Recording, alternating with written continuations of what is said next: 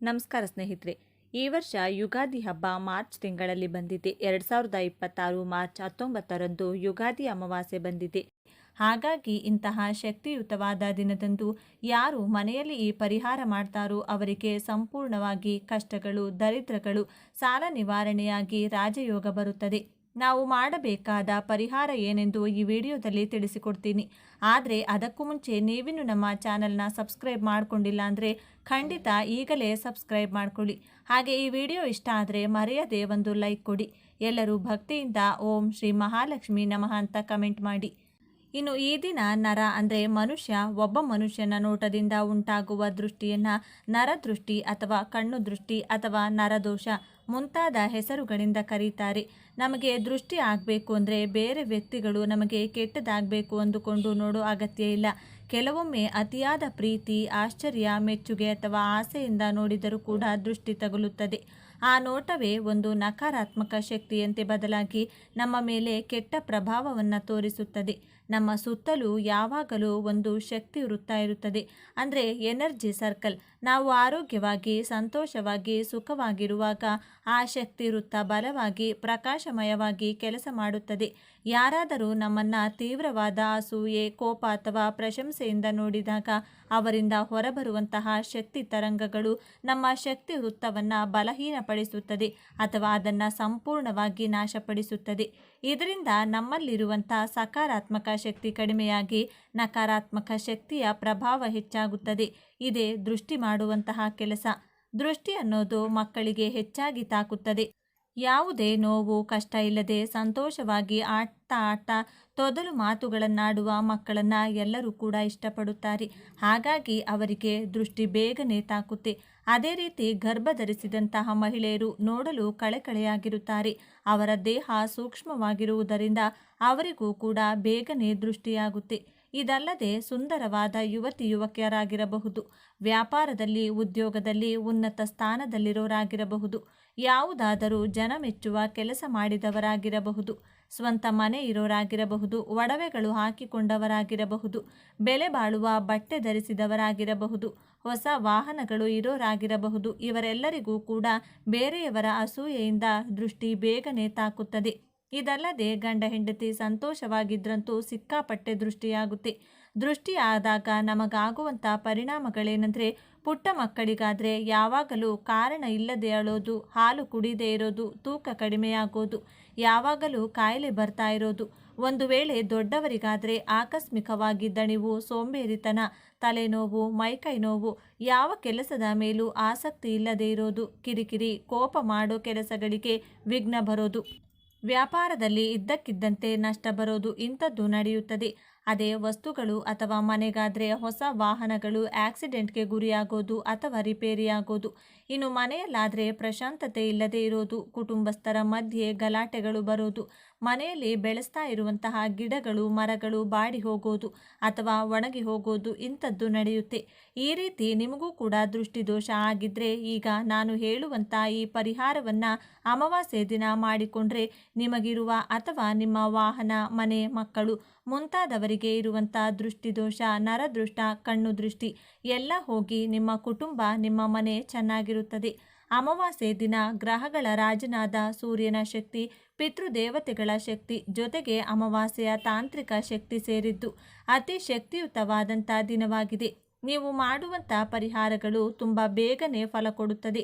ಮುಖ್ಯವಾಗಿ ಶತ್ರುಗಳಿಂದ ಬರುವಂಥ ತೊಂದರೆಗಳು, ಅಂದರೆ ನಿಮಗೆ ತಿಳಿದ ಶತ್ರುಗಳಾಗಿರಬಹುದು ಅಥವಾ ತಿಳಿಯದೇ ಇರೋ ಶತ್ರುಗಳಾಗಿರಬಹುದು, ಅವರಿಂದ ಬರೋ ತೊಂದರೆಗಳು ಹೊರಟು ಹೋಗುತ್ತೆ. ಸಾಲಗಳಿಂದ ಉಂಟಾಗುವಂಥ ಮಾನಸಿಕ ವೇದನೆ ಅಥವಾ ಆರ್ಥಿಕ ಸಮಸ್ಯೆ ನಿವಾರಿಸಿಕೊಳ್ಳೋಕೆ ಈ ಪರಿಹಾರ ತುಂಬ ಚೆನ್ನಾಗಿ ಕೆಲಸ ಮಾಡುತ್ತದೆ.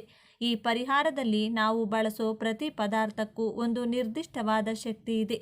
ಈ ಪರಿಹಾರಕ್ಕಾಗಿ ನಾವು ಬಳಸುವಂತಹ ವಸ್ತುಗಳ ಪ್ರಾಮುಖ್ಯತೆ ಏನೆಂದರೆ, ಈ ಪರಿಹಾರಕ್ಕೆ ನಮಗೆ ಮೊದಲು ಬೇಕಾಗಿರುವುದು ಕಪ್ಪು ಬಣ್ಣದ ಬಟ್ಟೆ. ಕಪ್ಪು ಬಣ್ಣ ಶನಿದೇವರ ಸಂಕೇತ. ಶನಿಗ್ರಹ ಕರ್ಮ, ನ್ಯಾಯ ಹಾಗೂ ಕಷ್ಟಗಳಿಗೆ ಅಧಿಪತಿ. ಕಪ್ಪು ಬಣ್ಣ ನಕಾರಾತ್ಮಕ ಶಕ್ತಿಗಳನ್ನು, ದೃಷ್ಟಿಗಳನ್ನು ಹಾಗೂ ಕೆಟ್ಟದ್ದನ್ನು ತನ್ನೊಳಗೆ ಎಳೆದುಕೊಳ್ಳುವಂತಹ ಗುಣವನ್ನು ಹೊಂದಿದೆ. ಆದ್ದರಿಂದಲೇ ಅಮಾವಾಸ್ಯೆ ದಿನ ಕಪ್ಪು ಬಟ್ಟೆ ಹಾಕೋಬಾರ್ದು ಅಂತಾರೆ. ಇನ್ನು ಈ ಪರಿಹಾರಕ್ಕೆ ನಮಗೆ ಬೇಕಾದಂಥ ಎರಡನೇ ಪದಾರ್ಥ ಲವಂಗ. ಇದಕ್ಕೆ ನಮಗೆ 5 ಲವಂಗಗಳು ಬೇಕು. ಲವಂಗಗಳು ನಕಾರಾತ್ಮಕ ಶಕ್ತಿಗಳನ್ನು ನಾಶಪಡಿಸುವ ಶಕ್ತಿಯನ್ನು ಹೊಂದಿದೆ. ಇದು ಕಾರ್ಯಸಿದ್ಧಿಗೆ ಹಾಗೂ ನಮ್ಮೊಳಗೆ ಸಕಾರಾತ್ಮಕ ಶಕ್ತಿಯನ್ನು ಹೆಚ್ಚಿಸಲು ಉಪಯೋಗವಾಗುತ್ತದೆ. ಪಂಚಭೂತಗಳಿಗೆ ಸಂಕೇತವಾಗಿ ಈ ಪರಿಹಾರದಲ್ಲಿ ನಾವು 5 ಲವಂಗಗಳನ್ನು ಬಳಸ್ತೀವಿ. ಇನ್ನು ಮೂರನೇ ಪದಾರ್ಥ 5 ಕರಿಮೆಣಸು. ಮೆಣಸು ದೃಷ್ಟಿಯನ್ನು, ಶತ್ರುಗಳ ಕೆಟ್ಟ ಆಲೋಚನೆಗಳನ್ನು ನಾಶಪಡಿಸುವ ಶಕ್ತಿಯನ್ನು ಹೊಂದಿದೆ. ಇದು ನಮ್ಮ ಸುತ್ತಲೂ ಒಂದು ರಕ್ಷಣಾ ಕವಚದಂತೆ ಕೆಲಸ ಮಾಡುತ್ತದೆ. ಇನ್ನು ಈ ಪರಿಹಾರದಲ್ಲಿ ನಾವು ಬಳಸುವಂತಹ ಕೊನೆಯ ಪದಾರ್ಥ ಕಪ್ಪು ಎಳ್ಳು. ಇದು ಶನಿದೇವರಿಗೆ, ಪಿತೃದೇವತೆಗಳಿಗೆ ಅತಿ ಪ್ರಿಯವಾದದ್ದು.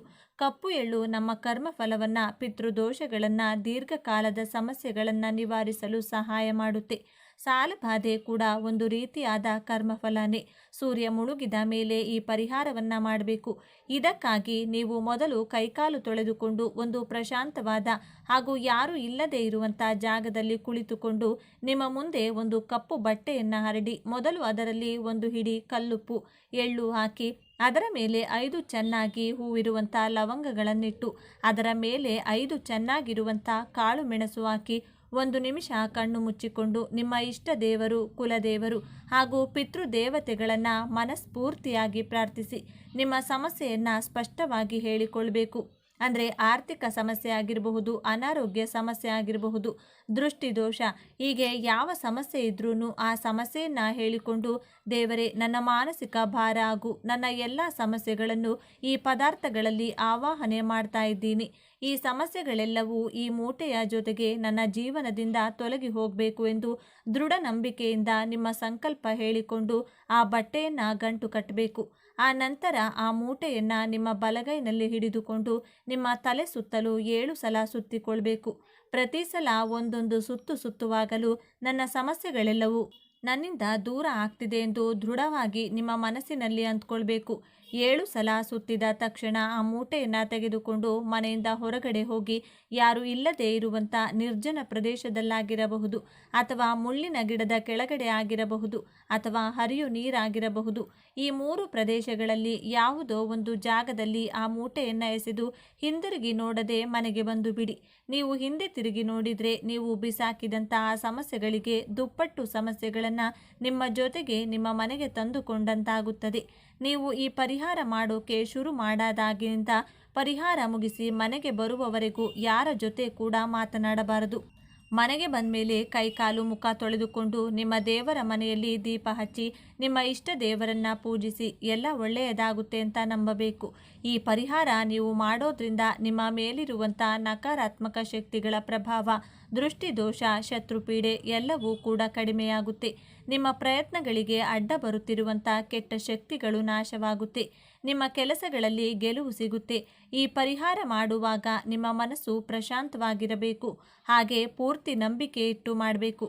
ನೀವು ಯಾವ ಪರಿಹಾರ ಮಾಡಿದರೂ ಕೂಡ ಎಲ್ಲರ ಜೊತೆ ಡಿಸ್ಕಷನ್ ಮಾಡಿಕೊಂಡು ಕೂತ್ಕೊಂಡು ಮಾಡಬಾರದು.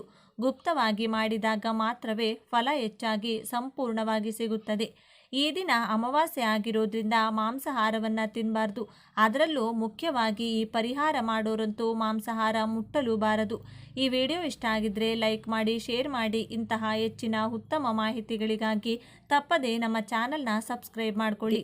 ಈ ಅಮಾವಾಸ್ಯೆಯ ದಿನ ಯಾರು ಈ ₹1 ಈ ಚಿಕ್ಕ ಕೆಲಸ ಪರಿಹಾರ ಮಾಡ್ತಾರೋ ಅವರಿಗೆ ವರ್ಷ ಪೂರ್ತಿ ಹಣ ಅಯಸ್ಕಾಂತದ ಹಾಗೆ ಬರ್ತಾನೆ ಇರುತ್ತೆ. ಜೀವನದಲ್ಲಿ ಸಾಕಷ್ಟು ಕಷ್ಟಗಳನ್ನು ಅನುಭವಿಸುತ್ತಿದ್ದರೆ, ನೋವುಗಳಿಂದ ನೊಂದು ಬೆಂದು ಹೋಗಿದ್ರೆ ಈ ಒಂದು ಚಿಕ್ಕ ಪರಿಹಾರವನ್ನು ಮಾಡಿಕೊಳ್ಳಬಹುದು. ಕಷ್ಟ ಅಂದರೆ ಹಣಕಾಸಿನ ಸಮಸ್ಯೆ ಆಗಿರಬಹುದು, ಮತ್ತು ವ್ಯಾಪಾರ ವ್ಯವಹಾರದಲ್ಲಿ ಆಗುವಂತಹ ಸಮಸ್ಯೆ ಹಾಗೂ ಆರೋಗ್ಯದ ಸಮಸ್ಯೆಯೇ ಆಗಿರಬಹುದು, ಮತ್ತು ಅಕ್ಕಪಕ್ಕದಿಂದ ಆಗುವ ಸಮಸ್ಯೆ, ಇಲ್ಲ ಕುಟುಂಬದವರಲ್ಲಿರುವ ಸಮಸ್ಯೆ, ಮಕ್ಕಳು ಮಾತು ಕೇಳದೇ ಇರುವಂತಹದ್ದು. ಈ ಥರ ನಾನಾ ರೀತಿಯ ಸಮಸ್ಯೆಗಳನ್ನು ನಾವು ಪ್ರತಿದಿನ ಅನುಭವಿಸ್ತಾ ಇರ್ತೀವಿ. ಈ ಥರ ಸಮಸ್ಯೆಗಳನ್ನು ಹೇಗೆ ದೂರ ಮಾಡಿಕೊಳ್ಳೋದು, ಈ ರೀತಿ ಸಮಸ್ಯೆಗಳಿಂದ ನಾವು ಯಾವಾಗ ಹೊರಗೆ ಬರೋದು, ಈ ಸಮಸ್ಯೆಗಳಿಗೆ ಪರಿಹಾರವೇ ಇಲ್ವಾ ಅಂತ ಗೊಂದಲದಲ್ಲಿರ್ತೀವಿ. ಜ್ಯೋತಿಷ್ಯ ಶಾಸ್ತ್ರದ, ವೈದಿಕ ಶಾಸ್ತ್ರದಲ್ಲಿ ತಿಳಿಸಿರುವಂಥ ಈ ಒಂದು ಪರಿಹಾರವನ್ನು ಮಾಡಿಕೊಂಡಿದ್ದೇ ಆದಲ್ಲಿ ನಿಮ್ಮ ಸಮಸ್ಯೆಗಳು ದಿನದಿಂದ ದಿನಕ್ಕೆ ಕಾಲಕ್ರಮೇಣ ದೂರ ಆಗ್ತಾನೆ ಹೋಗುತ್ತೆ. ಜೊತೆಗೆ ಜೀವನದಲ್ಲಿ ಯಶಸ್ಸನ್ನು ಕಾಣಬಹುದು, ಅಭಿವೃದ್ಧಿಯನ್ನು ಕಾಣಬಹುದು. ಮತ್ತು ಎಲ್ಲ ರೀತಿಯ ಶುಭ ಫಲಗಳು ಸಿಗ್ತಾ ಹೋಗುತ್ತದೆ. ಹಾಗಾಗಿ ಅತ್ಯಂತ ಸುಲಭವಾಗಿ ಈ ದಿನ ಮಾಡುವಂಥ ಪರಿಹಾರ ಇದಾಗಿದೆ. ಇದನ್ನು ಈ ದಿನ ರಾತ್ರಿ ಮಲಗುವ ಮೊದಲು ಈ ಚಿಕ್ಕದಾದ ಸುಲಭವಾದ ಪರಿಹಾರವನ್ನು ಮಾಡಿಕೊಳ್ಬೇಕು. ಕೇವಲ ₹1 ಪ್ರತಿಯೊಬ್ಬರೂ ಕೂಡ ಮಾಡಿಕೊಳ್ಳಬಹುದು. ಈ ಪರಿಹಾರಕ್ಕೆ ತುಂಬ ಮಹತ್ವವಾದ ಸ್ಥಾನವಿದೆ. ವೈದಿಕ ಶಾಸ್ತ್ರದ ಪ್ರಕಾರ ಜನರು ಈ ತಂತ್ರವನ್ನು ತಿಳ್ಕೊಂಡು ಮಾಡಿ ಸಾಕಷ್ಟು ಜನರು ಪ್ರಯೋಜನವನ್ನು ಪಡೆದುಕೊಂಡು ಪ್ರಗತಿಯನ್ನು ಕಂಡಿದ್ದಾರೆ. ತಲತಲಾಂತರದಿಂದ ಬಂದಿರುವಂಥ ಈ ಒಂದು ತಂತ್ರವನ್ನು ನೀವೇನಾದರೂ ಮಾಡಿದ್ದೇ ಆದರೆ ನಿಮ್ಮ ಅದೃಷ್ಟವೇ ಬದಲಾಗಿ ಕೋಟ್ಯಾಧಿಪತಿಯಾಗಬಹುದು. ಪೂರ್ವಿಕರು ಸಾಕಷ್ಟು ಜನ ಈ ತಂತ್ರವನ್ನು ಮಾಡಿ ಪ್ರಯೋಜನ ಪಡೆದು ಆ ನಂತರ ಸಿದ್ಧಿಶಾಸ್ತ್ರದಲ್ಲಿ ಈ ತಂತ್ರವನ್ನು ತಿಳಿಸಿಕೊಟ್ಟಿದ್ದಾರೆ. ಈ ತಂತ್ರದಿಂದ ನಿಮ್ಮ ಎಲ್ಲ ಕಷ್ಟಗಳು ದೂರವಾಗುತ್ತದೆ. ಮನೆಯಲ್ಲಿ ಲಕ್ಷ್ಮಿ ನೆಲೆಸಬೇಕು, ಮನೆಗೆ ಧನಾಗಮನವಾಗಬೇಕು, ಮನೆಯಲ್ಲಿ ಹಣಕಾಸಿನ ಸಮಸ್ಯೆ ನಿವಾರಣೆಯಾಗಬೇಕು, ಆರೋಗ್ಯ ಸಮಸ್ಯೆ ದೂರವಾಗಬೇಕು ಅಂದರೆ ಈ ತಂತ್ರ ಬಹಳ ಶಕ್ತಿ ಮತ್ತು ಮಹತ್ವವನ್ನು ಹೊಂದಿದೆ. ಇದು ನಿಮಗೆ ಒಂದು ಒಳ್ಳೆಯ ಉಪಯೋಗವನ್ನು ತಂದುಕೊಡುತ್ತೆ. ಈ ತಂತ್ರವನ್ನು ತಿಳಿಯೋದಕ್ಕಿಂತ ಮೊದಲು ನೀವೇನಾದರೂ ನಮ್ಮ ಚಾನಲ್ನ ಸಬ್ಸ್ಕ್ರೈಬ್ ಮಾಡಿಕೊಂಡಿಲ್ಲ ಅಂದರೆ ಈ ವಿಡಿಯೋಗೆ ಈಗಲೇ ಲೈಕ್ ಕೊಟ್ಟು ನಮ್ಮ ಚಾನಲ್ನ ಸಬ್ಸ್ಕ್ರೈಬ್ ಮಾಡಿಕೊಳ್ಳಿ. ಮತ್ತು ತಾಯಿ ಲಕ್ಷ್ಮೀ ದೇವಿಯ ಆಶೀರ್ವಾದ ಸದಾ ನಿಮ್ಮ ಮೇಲೆ ಇರಬೇಕು ಅಂತ ಬಯಸಿದರೆ ಓಂ ನಮೋ ಶ್ರೀ ಲಕ್ಷ್ಮೀ ದೇವಿಯೇ ನಮಃ ಅಂತ ಕಮೆಂಟ್ ಮಾಡೋದನ್ನ ಮರಿಬೇಡಿ. ಈ ವಿಡಿಯೋ ಎಲ್ಲರಿಗೂ ತುಂಬ ಉಪಯೋಗವಾಗುತ್ತದೆ. ಸ್ಕಿಪ್ ಮಾಡದೆ ಕೊನೆವರೆಗೂ ನೋಡಿ. ಎಲ್ಲರೂ ಅಂದುಕೊಳ್ತಾ ಇರ್ತಾರೆ, ದಿನದಿಂದ ದಿನಕ್ಕೆ ಸಮಸ್ಯೆಗಳು ಜಾಸ್ತಿ ಆಗ್ತಾವೇ ಇರುತ್ತೆ, ಕಡಿಮೆ ಅಂತೂ ಆಗ್ತಾ ಇಲ್ಲ, ಯಾವುದಾದರಲ್ಲಾದರೂ ಅಭಿವೃದ್ಧಿಯನ್ನು ಕಾಣ್ತಿಲ್ಲ, ಹಣಕಾಸಿನ ಸಮಸ್ಯೆ ತುಂಬ ಆಗ್ತಿದೆ, ಮನೆಯಲ್ಲಿ ಯಾರೂ ಮಾತು ಕೇಳ್ತಿಲ್ಲ, ಏನು ಮಾಡೋದು ಅಂತ ಗೊಂದಲದಲ್ಲಿ ಇರೋರಿಗೋಸ್ಕರನೇ ವೈದಿಕ ಶಾಸ್ತ್ರದಲ್ಲಿ ಈ ಪರಿಹಾರವನ್ನು ತಿಳಿಸಿಕೊಡ್ತಿದ್ದಾರೆ. ಹಾಗಾಗಿ ಈ ಚಿಕ್ಕ ಪರಿಹಾರವನ್ನು ಹುಣ್ಣಿಮೆಯೆಂದು ಮಾತ್ರ ಮಾಡಿಕೊಳ್ಬೇಕು. ಯಾವ ಅಮಾವಾಸ್ಯೆ ಅದರಲ್ಲೂ ಪರವಾಗಿಲ್ಲ, ಮಾಡುವಂತಹ ಈ ಕಾರ್ಯ ಅತ್ಯಂತ ಶುಭ ಫಲ ನೀಡುತ್ತದೆ. ಪ್ರತಿ ಅಮಾವಾಸ್ಯೆಗೂ ಕೂಡ ಮಾಡಿಕೊಂಡ್ರೂ ಪರವಾಗಿಲ್ಲ. ಇದು ಅಮಾವಾಸ್ಯೆಗೆ ತುಂಬ ಶಕ್ತಿ ಇರುತ್ತದೆ. ಈ ತಂತ್ರವನ್ನು ಮಾಡಿದರೆ ಖಂಡಿತವಾಗಿಯೂ ನೀವು ಆಶ್ಚರ್ಯ ಪಡ್ತೀರಾ. ಈ ಒಂದು ತಂತ್ರ ನಿಮಗೆ ಬಹಳ ಯಶಸ್ಸನ್ನು ತಂದುಕೊಡುತ್ತೆ. ವೈದಿಕ ಶಾಸ್ತ್ರದ ಪ್ರಕಾರ ಇವರೇ ಮಾಡಬೇಕು ಅಂತ ಏನಿಲ್ಲ. ಹೆಣ್ಣು ಮಕ್ಕಳು ಮಾಡಬಹುದು, ಗಂಡು ಮಕ್ಕಳು ಮಾಡಬಹುದು, ಪ್ರತಿಯೊಬ್ಬರೂ ಕೂಡ ಮಾಡಬಹುದು. ಮನೆಯಲ್ಲಿ ಹೆಣ್ಣು ಮಕ್ಕಳು ಗಂಡನಿಗೆ ಗೌರವ ಕೊಡದೇ ಇರಬಹುದು ಮತ್ತು ಗಂಡ ಕಿಂಚಿತ್ತೂ ಮರೆಯದೆ ಗೌರವ ಕೊಡದೇ ಇರಬಹುದು. ಪ್ರತಿದಿನ ಕಲಹ ಇರುವಂತಹ ಸಮಸ್ಯೆ ಕೂಡ ಇರುತ್ತದೆ. ಅಥವಾ ಗಂಡ ಕುಡಿತಿದ್ರೆ, ಕೆಟ್ಟ ಚಟಕ್ಕೆ ದಾಸನಾಗಿದ್ದರೆ, ಮನೆಗೆ ಸರಿಯಾಗಿ ಬರೋದಿಲ್ಲ, ಮನೆಯಲ್ಲಿ ಹೇಳುವುದನ್ನು ಕೇಳಲ್ಲ, ಸರಿಯಾದ ರೀತಿ ನಮ್ಮ ಜೊತೆ ನಡೆದುಕೊಳ್ಳೋದಿಲ್ಲ, ಯಾವಾಗಲೂ ಮನೆಯಲ್ಲಿ ಗಲಾಟೆಗಳು ಆಗ್ತಾ ಇರುತ್ತೆ ಅಂದರೆ ಕೂಡ ಈ ಪರಿಹಾರವನ್ನು ಮಾಡಿಕೊಳ್ಳಬಹುದು.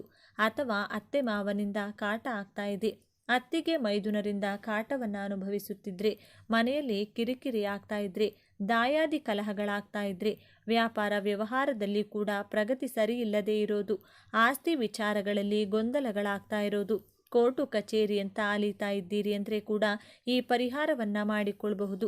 ಈ ಪರಿಹಾರವನ್ನು ಒಂದು ಸಂಕಲ್ಪದ ರೀತಿ ಮಾಡಿಕೊಳ್ಬೇಕಾಗುತ್ತದೆ. ಮತ್ತು ನೀವು ನಿಮ್ಮ ಕೆಲಸವನ್ನು ಮುಗಿಸಿ ಇನ್ನೇನು ಮಲಗುತ್ತಾ ಇದ್ದೀರಾ ಅನ್ನುವಾಗ ನೀವು ಈ ಪರಿಹಾರವನ್ನು ಮಾಡಿಕೊಳ್ಳಿ. ಇದನ್ನು ಹಗಲು ಹೊತ್ತು ಮಾಡುವುದಲ್ಲ, ಈ ತಂತ್ರವನ್ನು ರಾತ್ರಿ ಸಮಯದಲ್ಲೇ ಮಾಡಬೇಕು. ಅಮಾವಾಸ್ಯೆ ರಾತ್ರಿ ಸಮಯದಲ್ಲಿ ಮಾಡುವಂಥ ಪರಿಹಾರಗಳು ನಮಗೆ ಸಾಕಷ್ಟು ಫಲಗಳನ್ನು ಕೊಡುತ್ತದೆ.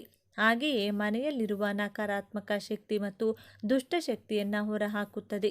ಮನೆಯಲ್ಲಿ ಪಾಸಿಟಿವ್ ನೆಲೆಸುತ್ತದೆ ಹಾಗೂ ನಿಮ್ಮ ಕಷ್ಟಗಳು ಕೂಡ ದೂರವಾಗುತ್ತದೆ. ಹಾಗಾಗಿ ರಾತ್ರಿ ಸಮಯದಲ್ಲಿ ಒಂದು ಪ್ರಶಾಂತತೆಯಿಂದ ಈ ₹1 ಕಾಯಿನ್ನಿಂದ ನೀವು ಸಂಕಲ್ಪ ಮಾಡಿದ್ದೇ ಆದಲ್ಲಿ ನಿಮ್ಮ ಎಲ್ಲ ಸಮಸ್ಯೆಗಳು ಕೂಡ ದೂರವಾಗುತ್ತದೆ ಎಂದು ಈ ಪರಿಹಾರವನ್ನು ತಿಳಿಸಿಕೊಡಲಾಗಿದೆ. ಮುಖ್ಯವಾಗಿ ನೀವು ಮಾಡಬೇಕಾಗಿರೋದು ಇಷ್ಟೇನೆ. ನೀವು ಈ ಸಂಕಲ್ಪ ಮಾಡಿಬಿಟ್ಟು ಊಟ ಮಾಡ್ತೀನಿ, ಸಂಕಲ್ಪ ಮಾಡಿಬಿಟ್ಟು ವಾಕಿಂಗ್ ಹೋಗಿ ಬರ್ತೀನಿ ಅಂತ ಹೇಳಬೇಡಿ. ಇನ್ನೇನು ಮಲಗ್ತಾ ಇದ್ದೀರಿ ಅನ್ನುವಾಗ ಈ ಒಂದು ಪರಿಹಾರ ಮಾಡಿಕೊಳ್ಳಿ. ಮಂಚದ ಕೆಳಗೆ ಈ ಪರಿಹಾರವನ್ನು ಮಾಡಿ ಇಡಬಹುದು. ಇಲ್ಲಾಂದರೆ ತಲೆಯ ದಿಂಬಿನ ಮೇಲೆ ಈ ಪರಿಹಾರವನ್ನು ಮಾಡ್ಕೋಬಹುದು. ಆದರೆ ಯಾವುದೇ ಕಾರಣಕ್ಕೂ ಬೀಳಿಸುವಂಥದ್ದು, ಚೆಲ್ಲುವಂಥದ್ದು ಮಾಡುವ ಹಾಗಿಲ್ಲ. ಯಾಕಂದರೆ ಇದರ ಜೊತೆಗೆ ನೀರನ್ನು ಕೂಡ ಬಳಸ್ತಾ ಇದ್ದೀರಾ. ಈ ಪರಿಹಾರ ಹೇಗೆ ಮಾಡಬೇಕು ಅಂದರೆ, ಒಂದು ಗಾಜಿನ ಗ್ಲಾಸನ್ನು ತೆಗೆದುಕೊಳ್ಳಿ. ಗಾಜು ನಿಮಗೆ ಎಲ್ಲ ಶಾಸ್ತ್ರಗಳಲ್ಲಿ ಗೊತ್ತಿರುವ ಹಾಗೆ ಗಾಜು ಕುಜಕಾರಕ. ಹಾಗಾಗಿ ಗಾಜಿನ ಗ್ಲಾಸನ್ನು ತೆಗೆದುಕೊಂಡು ಅದರಲ್ಲಿ ನೀರನ್ನು ಹಾಕಬೇಕಾಗುತ್ತೆ. ನೀರನ್ನು ಹಾಕಿ ಇಟ್ಕೊಂಡು ನೀವಿನ್ನೇನು ಮಲಗ್ತಾ ಇದ್ದೀರಾ ಅನ್ನುವಷ್ಟರಲ್ಲಿ ನಿಮ್ಮ ಕಷ್ಟಗಳನ್ನು, ನಿಮ್ಮ ನಷ್ಟಗಳನ್ನು, ನಿಮಗೆ ಆಗಿರುವಂತಹ ತೊಂದರೆಗಳನ್ನು, ನಿಮಗೆ ಏನಾಗಬೇಕು, ನೀವು ನಿಮ್ಮ ಭವಿಷ್ಯದಲ್ಲಿ ಹೇಗಿರಬೇಕು, ಯಾವೆಲ್ಲ ಸಮಸ್ಯೆಗಳಿವೆ, ಎಲ್ಲ ಸಮಸ್ಯೆಗಳಿಗೆ ಪರಿಹಾರವಾಗಬೇಕು. ನಿಮ್ಮ ಮನಸ್ಸಿನ ಆಸೆ ಆಕಾಂಕ್ಷೆಗಳು 7 ಬಾರಿ ಸಂಕಲ್ಪ ಮಾಡ್ಕೋಬೇಕು. ಕೈಯಲ್ಲಿ ನಾಣ್ಯವನ್ನು ಇಟ್ಕೊಂಡು 7 ಬಾರಿ ಸ್ವಲ್ಪ ಕೇಳುವ ರೀತಿಯಲ್ಲಿ ಹೇಳಿಕೊಳ್ಬೇಕು.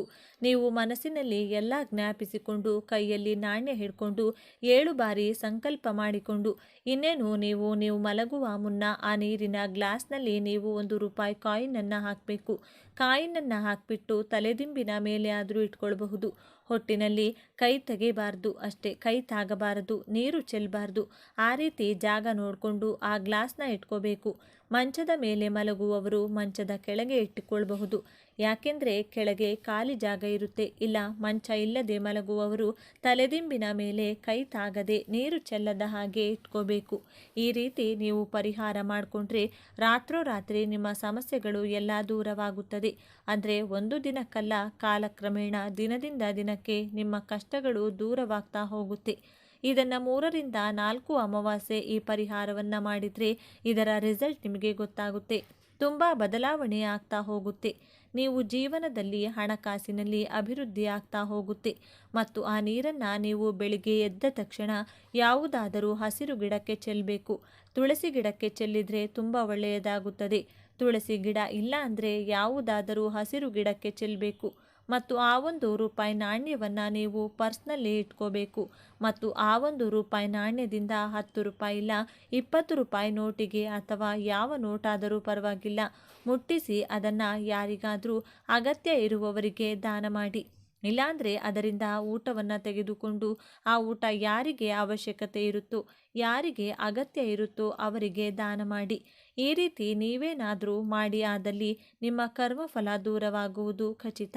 ಅದರಿಂದ ಒಳ್ಳೆಯ ಫಲ ಸಿಗುತ್ತದೆ.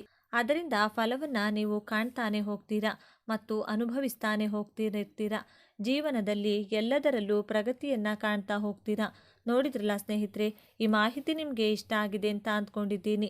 ಇಷ್ಟ ಆಗಿದ್ದರೆ ದಯವಿಟ್ಟು ಈ ವಿಡಿಯೋಗೆ ಒಂದು ಲೈಕ್ ಕೊಡಿ. ಇನ್ನು ಹೆಚ್ಚಿನ ಮಾಹಿತಿಗಾಗಿ ನಮ್ಮ ಚಾನಲ್ನ ಸಬ್ಸ್ಕ್ರೈಬ್ ಮಾಡ್ಕೊಳ್ಳಿ. ಸಾಧ್ಯವಾದರೆ ಈ ವಿಡಿಯೋವನ್ನು ನಿಮ್ಮ ಫ್ರೆಂಡ್ಸ್ ಆ್ಯಂಡ್ ಫ್ಯಾಮಿಲಿ ಹಾಗೂ ಗ್ರೂಪ್ಗಳಿಗೆ ಶೇರ್ ಮಾಡಿ. ನೀವು ಶೇರ್ ಮಾಡುವುದರಿಂದ ಅವರಿಗೂ ನಿಮ್ಮಿಂದ ಒಳ್ಳೆಯದಾಗಬಹುದು. ವಿಡಿಯೋ ನೋಡಿದ್ದಕ್ಕಾಗಿ ಧನ್ಯವಾದಗಳು.